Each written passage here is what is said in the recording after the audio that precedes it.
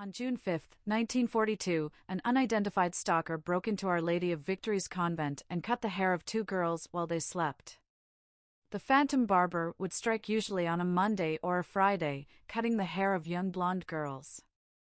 Sometimes he would only take a lock or two, but other times he'd take nearly all their hair, but never touching them otherwise, and the only evidence he left behind was a single footprint.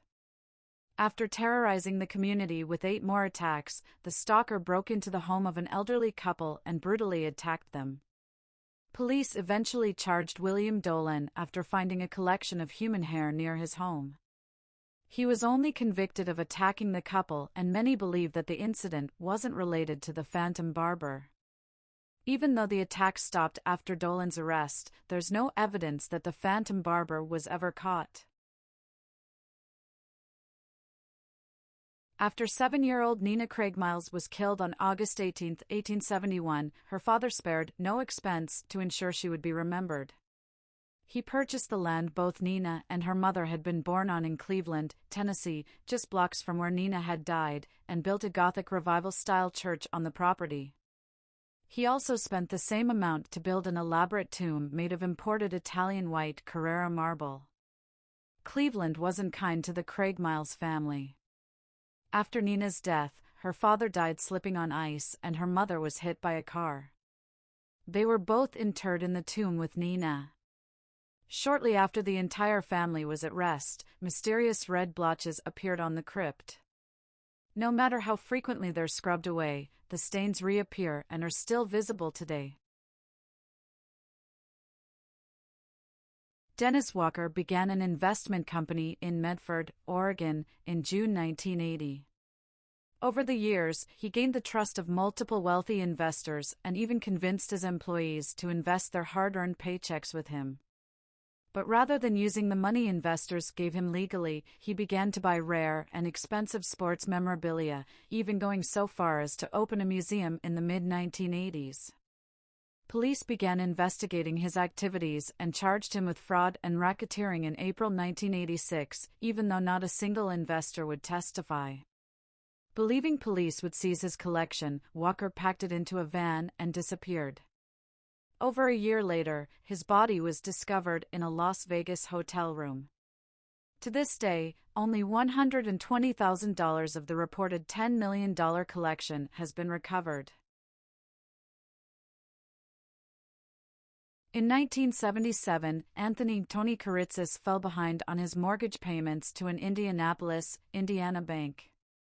When the bank failed to give him extra time to pay, Tony became obsessed with the idea that Richard Hall, the bank president, wanted the property for himself.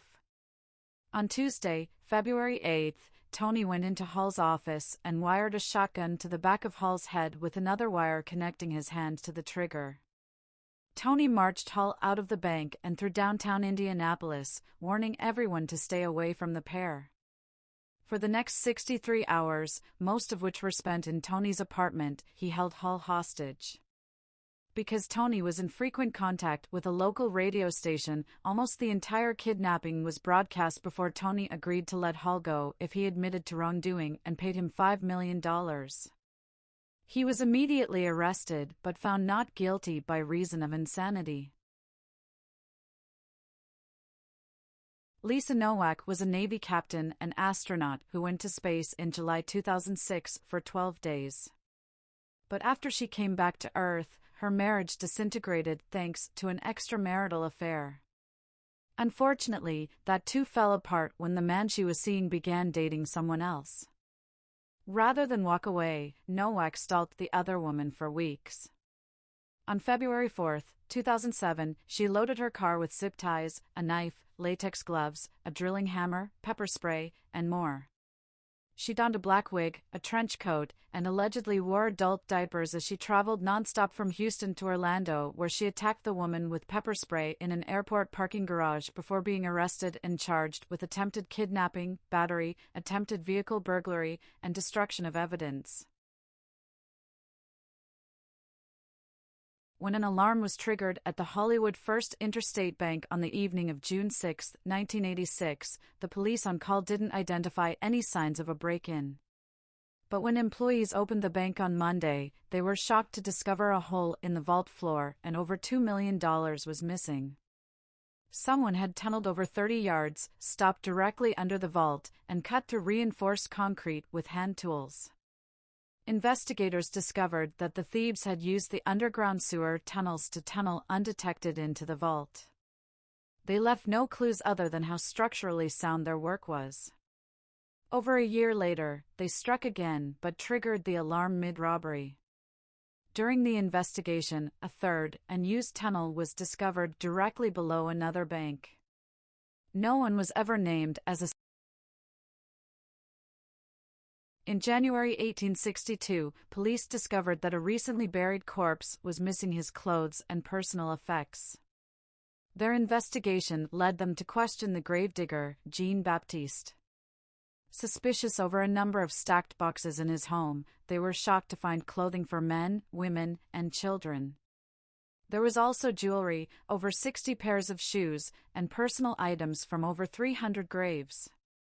He was convicted of grave robbing, but the town was so outraged that they had to move him to a remote island in the Great Salt Lake to avoid lynch mobs. But 3 weeks later, Baptiste was gone without a trace.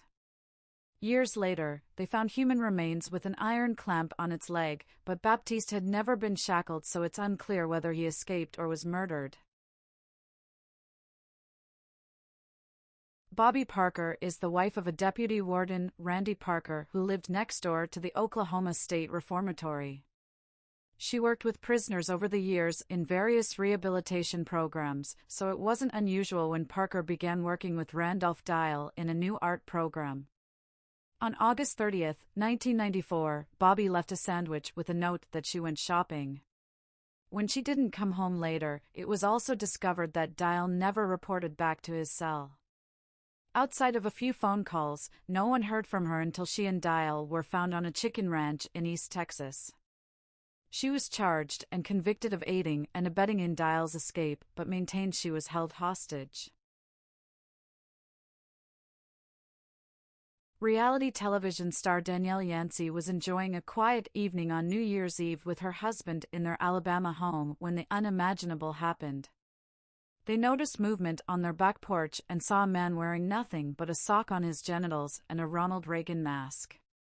They printed photos from their security camera and eventually, the culprit came forward.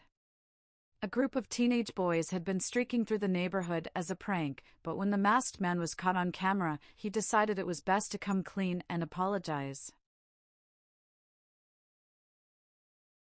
Between 1945 and 1950, 5 different people on 5 unrelated and separate occasions vanished in the exact same area without a trace. Varying in age from 8 years old to 74 years old, these individuals disappeared under strange circumstances and have yet to be found despite having several hundred National Guard troops search for several of them. To this day, these cases continue to baffle people and cause endless speculation. New England author Joseph Citro named the area the Bennington Triangle and attributes the disappearance